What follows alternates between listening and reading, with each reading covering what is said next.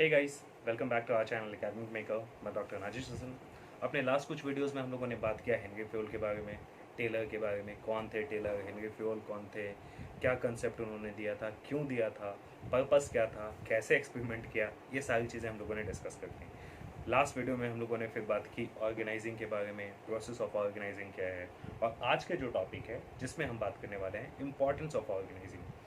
Importance of organising के बारे में बात करेंगे, साथ साथ में हम बात करेंगे ऑर्गेनाइजेशन गोल को अचीव कैसे किया जाता है। तो ये समझिए इम्पोर्टेंस ऑफ ऑर्गेनाइजिंग है क्या। ऑर्गेनाइजिंग का इम्पोर्टेंस ये है कि आप समझो कि कोई गोल है, कोई टारगेट है जो आपको अचीव करना है। अगर ऑर्गेनाइजेशन का कोई भी गोल अचीव करना है तो कहीं ना कहीं आपको उसको ऑर्गेनाइजिंग को इम्पोर्टेंस देना पड़ेगा। आपने टारगेट लिया है कि 1 करोड़ का माल आपको बेचना है। 1 करोड़ का माल बेचना है तो प्रोडक्शन से लेकर के माल बेचने एंड आफ्टर माल बेचने के बाद पोस्ट सर्विस जो आपको कंज्यूमर को देना है, ये सारी चीज़ें एक चैनल और चेन की तरह हो जाती हैं। तो आप जब तक इनको डिपार्टमेंटलाइजेशन में नहीं बांटेंगे, सिस्टमेटिक ढंग से नहीं करेंगे, तो क्या ये चीज़ें अचीव होंगी? नहीं।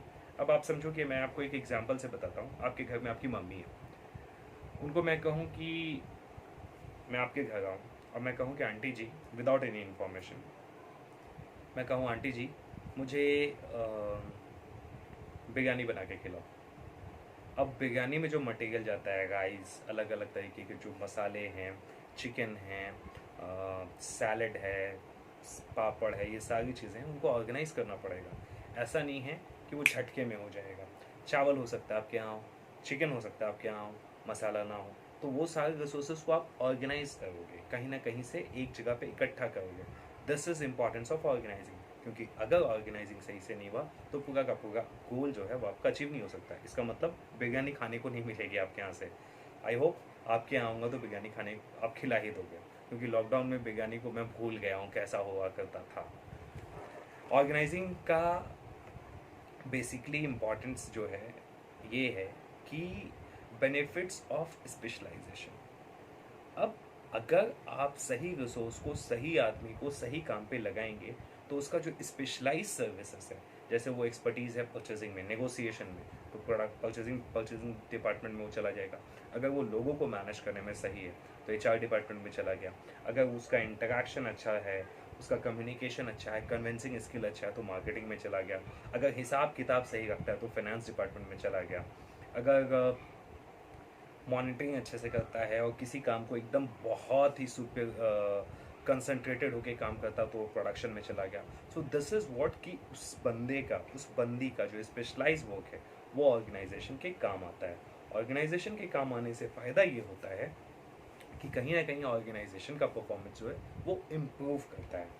Next, clarity on working relationship. जैसा मैंने अपने लास्ट वीडियो में भी डिस्कस किया था कि जब तक ऑर्गेनाइजिंग में आपको सारी चीज़ें नहीं होंगी, जब तक आप सही सिस्टमेटिक ढंग से नहीं करेंगे तो आप अचीव नहीं कर सकते हैं। Like reporting, establishing relationship between reporting authorities.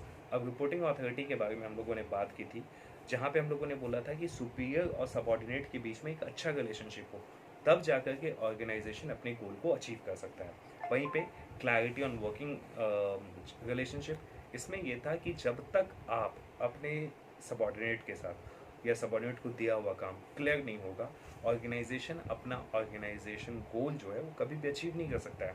क्योंकि जैसे मैंने आपकी मम्मी को कहा मुझे बिरयानी खिलाओ, अब बिरयानी आपकी मम्मी ने तो खिला दिया, बना लिया। अब उसके साथ में ये नहीं बोलूँ मैं कि मुझको चिकन बिरयानी खाना है या वेज बिरयानी खाना है, तो आपकी मदर कन्फ्यूज़ रहेगी। हो सकता है वो वेज बिरयानी खिला दे, हो सकता है वो चिकन बिरयानी खिला दे। अब चिकन बिरयानी और वेज बिरयानी में बेसिक डिफरेंस ये है कि मैंने उनको अपना जो मेरे जो डिज़ायर थे वो मैंने उनको कम्युनिकेट नहीं किया है। उसी तरीके से अगर ऑर्गेनाइजेशन अपना ऑर्गेनाइजेशन गोल अपनी टीम को सही से कन्वे नहीं करेगी तो it will be quite difficult for organisation कि अचीव करे वो अपना organisational goal. Next, optimum utilisation of the resources. Optimum utilisation of resources क्या है?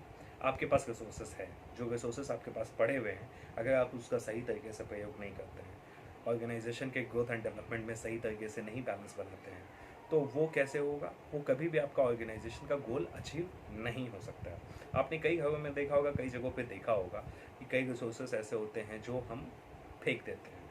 लाइक साबुन एक छोटा सा एग्जांपल है। साबुन जब छोटा हो जाता है तो हम उसको फेंक देते हैं। मैं भी यही करता हूँ, आप भी वही करते हैं। कई लोग उसको वॉशरूम में फिर यूज़ करते हैं, कई लोग अलग अलग काम में यूज़ करते हैं, कई लोग उसका फेन बना करके कहीं और यूज़ कर लेते हैं। बट क्या वो लास्ट साबुन का जो सोर्स है, क्या उसका हम सही तरीके से यूज़ करते हैं? It means we are wasting 5 to 10% of the resources which was there with us. उसी तरीके से अगर ऑर्गेनाइजेशन के हाथ में जो रिसोर्सेज पड़ा हुआ है, अगर उसको सही तरीके से यूज़ नहीं करेगी तो ऑर्गेनाइजेशन कभी भी अपना गोल अचीव नहीं कर सकती है। This is what optimum utilisation of the resources which is there with the organisation. Next, adoption of the changes. Technological changes हो गया है, एडवांसमेंट हो गया है, कुछ नई चीज़ें आ गई हैं, नई पॉलिसीज़ आ गई हैं, वर्ल्ड में नई अपॉर्चुनिटी एक्सप्लोर हो गई है। तो अडॉप्शन अगर हम नहीं करते हैं तो कहीं ना कहीं हम पीछे रह जाएंगे। अब इसको एक रेलेवेंट एग्जांपल से समझने की कोशिश करते हैं। आप, मैं खुद अभी आपको ऑनलाइन यूट्यूब से पढ़ा रहा हूँ या दूसरे प्लेटफॉर्म से पढ़ा रहा हूँ। इस जिस भी प्लेटफॉर्म में अगर हम पढ़ रहे हैं या पढ़ा रहे हैं, हम अपने आप को अगर अडॉप्ट नहीं करते हैं द चेंजेस के साथ, तो फिर आने वाले टाइम पे क्या हम पढ़ पाएंगे? नहीं पढ़ पाएंगे। What we would be doing at home, वही तरीके से किताब खोला और अपने से खुद से पढ़ने की कोशिश करेंगे। बट कई चीज़ों में हो सकता है आप मेरे से अच्छे हो, कई चीज़ों में मैं आपसे अच्छा हूँ। तो वो जो चीज़ें हैं जो आप में हैं, जो आपकी क्वालिटीज़ है, जो आपकी स्किल्स है, या हो सकता है जो मेरी स्किल्स है, मेरी क्वालिटीज़, अगर वो आप तक प्रॉपरली कहीं सही ढंग से नहीं पहुँचेगी, तो आपका जो पर्पस है कि आप जिस पे अच्छी तरीके से अडॉप्ट करके सीख सकें, वो नहीं इम्प्लीमेंट हो पाएगा। So we are adopting the changes. जो डिजिटल मीडिया है, डिजिटल प्लेटफॉर्म है, वी आर यूजिंग दैट। चाहे वो पेमेंट करने से रिलेटेड है, चाहे वो पेमेंट लेने से रिलेटेड है, चाहे वो पढ़ने से रिलेटेड है, चाहे वो पढ़ाने से रिलेटेड है, तो वो चीज़ें आप में होनी चाहिए। इफेक्टिव एडमिनिस्ट्रेशन, अगर एडमिनिस्ट्रेशन जो पूरा का पूरा इंफ्रास्ट्रक्चर ऑर्गेनाइजेशन का सब अथॉरिटीज़ है, बॉसेस जो हैं, अगर वो इफेक्टिव नहीं होंगे तो क्या ऑर्गेनाइजेशन अपने गोल को अचीव कर पाएगा? नेवर। अब मैं आपके यहाँ काम करता हूँ, मैंने बोला बॉस आज मेरी तबीयत ख़राब है, आज मेरे को जाने दो, ठीक है, या मुझको भूख लग रहा है, आपने आज जाने दिया। जो मेरा वर्किंग आवर है उससे 3 घंटे पहले जाने दिया। नेक्स्ट डे मैं फिर आऊँ, आज मेरे यहाँ ये हो गया है, प्लीज़ जाने दो, आपने फिर जाने दिया। नेक्स्ट डे आऊँ, आज मेरा ये है वो है। तो कहीं ना कहीं जो एडमिनिस्ट्रेशन है वो कमज़ोर है, जो मुझको रोज़ जाने देगा। आपको याद होगा आप जब बंक किया करते थे स्कूल से, कॉलेजेस से, तो आपका क्या था? बेसिकली ये था कि आप कहीं ना कहीं एडमिनिस्ट्रेशन जो है वो कमज़ोर पड़ रहा था। फिर एडमिनिस्ट्रेशन अपना कमांड खींचता है, आपके पेरेंट्स को मैसेज भेजता है, आपको इन्फॉर्म करता है, आप डरते हैं, जो 75% अटेंडेंस वाला जो फंडा है वो आप पे लगाता है, तब जाकर के आप थोड़ा टाइट होते हैं, you attend the classes on regular basis. This is what effective administration. Administration को स्ट्रांग होना पड़ेगा टू अचीव ऑर्गेनाइजेशनल गोल। हाँ, स्कूल कॉलेजेस में इसलिए इतने टाइट होते हैं कि उनका जो गोल है कि उनके जो बच्चे हैं वो पढ़ सकते अच्छे तरीके से।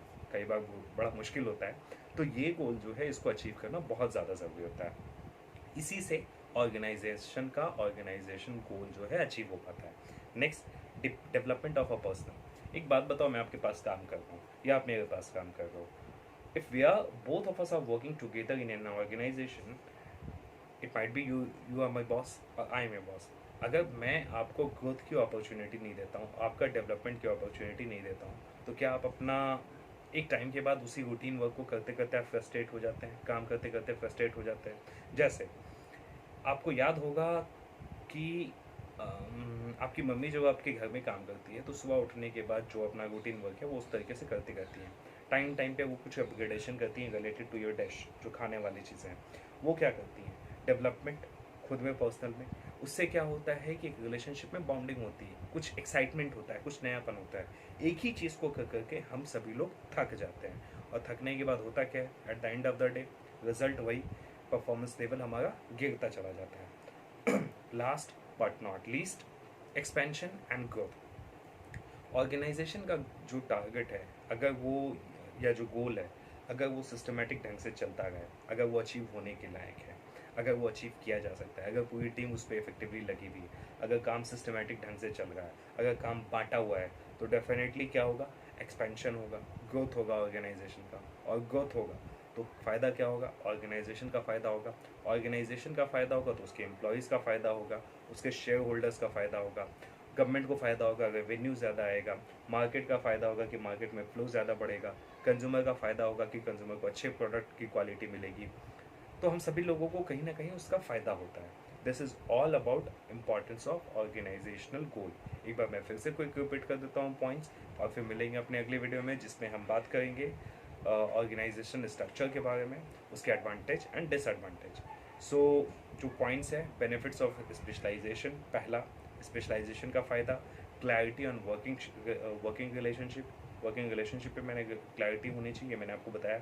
Optimum utilisation of the resources, अच्छी तरीके से रिसोर्सेज का उपयोग करना। अडॉप्शन ऑफ द चेंजेस को एक्सेप्ट करना। इफेक्टिव एडमिनिस्ट्रेशन, उसका भी मैंने एग्जांपल दिया, स्कूल कॉलेजेस का जो आपका है। डेवलपमेंट ऑफ द पर्सन, उसको भी मैंने बताया कि एक ही काम कर करके हम लोग बोर हो जाते हैं, तो कुछ ना कुछ चेंजेस चाहिए होता है। एक्सपेंशन एंड ग्रोथ, वो भी मैंने आपको बताया कि हाँ, अगर एक्सपेंशन एंड ग्रोथ होगा तो किनको किनको फ़ायदा होगा। So this was all about importance of organising और कैसे ये होता है। तो मिलते हैं अपने अगले वीडियो में। Till then stay tuned, bye bye, thank you very much.